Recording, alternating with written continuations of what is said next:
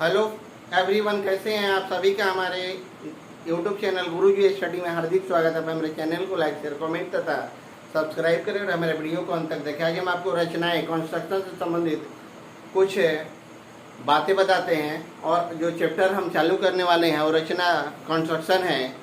Construction chapter 11 है। Chapter 11 में दो एक्सरसाइज है, 11.1 तथा 11.2। एक्सरसाइज 11.1 में त्रिभुज के बारे में पढ़ना है और एक्सरसाइज 11.2 में वृत्त वगैरह के बारे में पढ़ना है। यहाँ कुछ महत्वपूर्ण तथ्य भी है जिसको हम बताना चाहते हैं। 3 ठो कॉन्सेप्ट है इस चैप्टर में। 3 कॉन्सेप्ट है। पहला क्या है कि एक रेखाखंड दिया गया है जिसको अनुपात में विभाजित करना है। दूसरा क्या है, त्रिभुज है। त्रिभुज के समरूप की रचना करना, जबकि स्केल गुणांक दिया गया हो। स्केल गुणांक 1 से 1 या 1 से अधिक हो सकता है। और तीसरा कॉन्सेप्ट क्या है कि किसी बाह्य बिंदु से किसी वृत्त पर स्पर्श रेखा की युग्म की रचना करना है। सबसे पहले क्या है कि हम एक्सरसाइज 11.1 की कुछ रचनाएं समझ लेते हैं जो चल रहा है। इससे पहले भी 11.1 के क्वेश्चन 1 और 2 हम पिछले वीडियो में दे चुके हैं। ऐसे तो क्लास 10th और कॉम्पिटिटिव एग्जाम के बहुत सारा वीडियो हम आपको पहले दे चुके हैं, जिसका लिंक आपको डिस्क्रिप्शन या प्ले लिस्ट में मिल जाएगा। अब हम चलते हैं पहले एक्सरसाइज 11.1 की में क्या पढ़ना है। तो इसमें त्रिभुज पढ़ना है। इसी त्रिभुज के सिमिलर एक त्रिभुज बनाना है। क्या बनाना है? त्रिभुज बनाना है। जैसे पहला है आपका एक त्रिभुज हो गया आपका, यहाँ एक आपका त्रिभुज हो गया जिसका दे रहा है कि 2/3, यानी कि अंश आपका क्या है, 2 है और हर आपका क्या है, 3 है।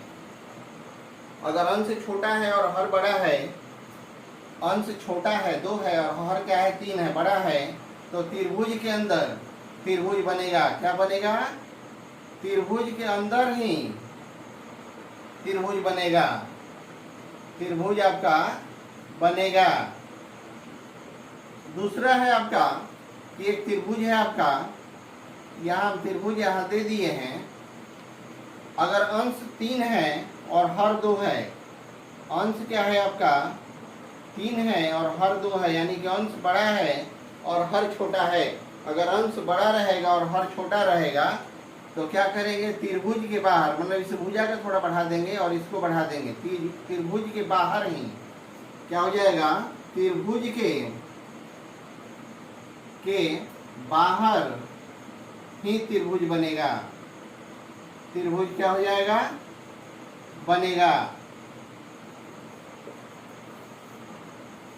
दोनों कॉन्सेप्ट हम आपको समझा दिए। अब हम चलते हैं इसी कॉन्सेप्ट पर एक्सरसाइज 11.1 का क्वेश्चन 3 का हल करते हैं। देखिए क्वेश्चन 3 आपका क्या कह रहा है।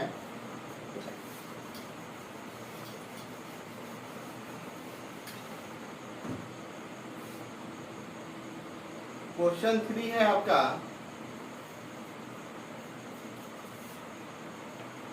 5 सेंटीमीटर, 6 सेंटीमीटर और 7 सेंटीमीटर भुजाओं वाले 5 सेंटीमीटर, 6 सेंटीमीटर और 7 सेंटीमीटर भुजाओं वाले एक त्रिभुज की रचना कीजिए और फिर एक अन्य त्रिभुज की रचना कीजिए जिसकी भुजाएं दिए हुए त्रिभुज की भुजाओं को 7/5 गुनी हो। दिए हुए त्रिभुज की भुजाओं का 7/5 गुनी हो। अब देखिए इस क्वेश्चन का हम हल कैसे करते हैं। अब यहाँ क्या करेंगे कि 7 सेंटीमीटर का एक रेखा खींचेंगे। 7 सेंटीमीटर का एक रेखाखंड AB खींचते हैं। यहाँ AB एक रेखाखंड खींचते हैं। कितना? 7 सेंटीमीटर का। कितना सेंटीमीटर है आपका? 7 सेंटीमीटर का एक रेखा खींचते हैं हम। अब हम करेंगे क्या कि बिंदु ए से 6 सेंटीमीटर का चाप, बिंदु ए से यहाँ से 6 सेंटीमीटर का चाप तथा बिंदु बी से 5 सेंटीमीटर का चाप खींचते हैं। बिंदु बी से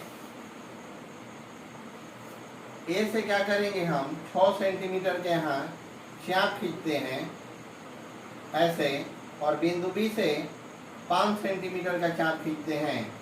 5 सेंटीमीटर का हम चाप खींचते हैं।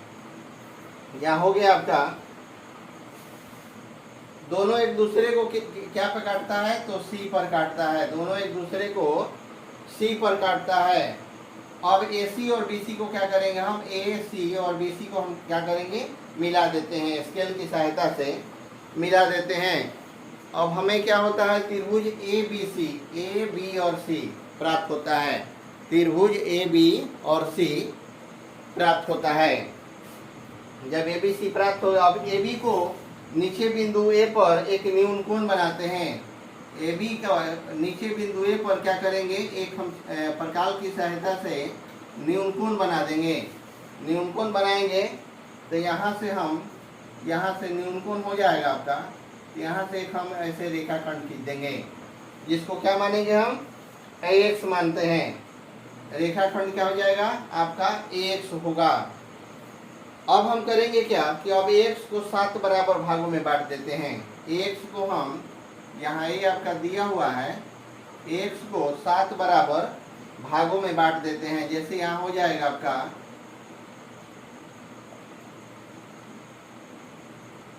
यहाँ हो जाता है आपका, यहाँ हो जाएगा A1, A2, A3, A4, A5, A6 और A7। 7 बराबर भागों में हम इसको बांट देते हैं। जब 7 बराबर भागों में हम बांट दिए, तब हम इसको क्या करेंगे, अब जहाँ A1, A1, A2, A2, A3, A3, A4, A4, A5, A5, A6 और A6, A7 सब क्या है, एक दूसरे से आपका बराबर है। बराबर कैसे हो जाएगा, तो यहाँ हो जाएगा A1 बराबर A1, A2 बराबर A2, A3 बराबर A3, A4 बराबर A4, A5 बराबर A5, A6 बराबर A6, A7। ये सब एक दूसरे से क्या है आपका, बराबर है, 7 बराबर भागों में है। A5 बिंदु B को मिलाते हैं। A5 से बिंदु B को हम मिला देते हैं। A5 से बिंदु B को मिला देते हैं। बिंदु B से मिलाएंगे तो यहाँ से हम, ये भी न्यून कोण हो जाएगा। अब हो जाएगा बिंदु A7 से A5 B के समानांतर।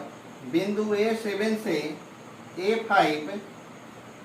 A5 B के समानांतर एक रेखाखंड खींचते हैं। एक रेखाखंड हम यहाँ खींचते हैं, जिसको क्या मानते हैं हम, जिसको हम D मानते हैं। रेखाखंड खींचते हैं जिसको हम D मानते हैं। अब हम करेंगे क्या, AB को बढ़ाने पर D बिंदु पर काटता है। बिंदु A7 से A5B के समानांतर एक रेखा खींचे।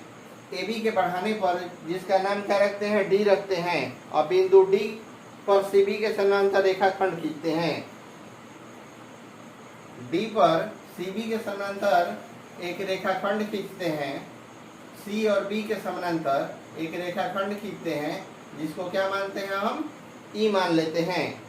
E मान लेते हैं। AC को बढ़ाते हुए E बिंदु पर काटता है। यह हमको प्राप्त क्या होता है, अब हमको क्या करेंगे कि D और A7 को हम मिला देते हैं। D और A7 को मिला देते हैं इनको चाप से, और E और D को मिला देते हैं। E और D को हम यहाँ मिला दिए तो यहाँ हमको प्राप्त क्या होता है, जब हम मिला दिए तो यहाँ हमको यहाँ प्राप्त होता है,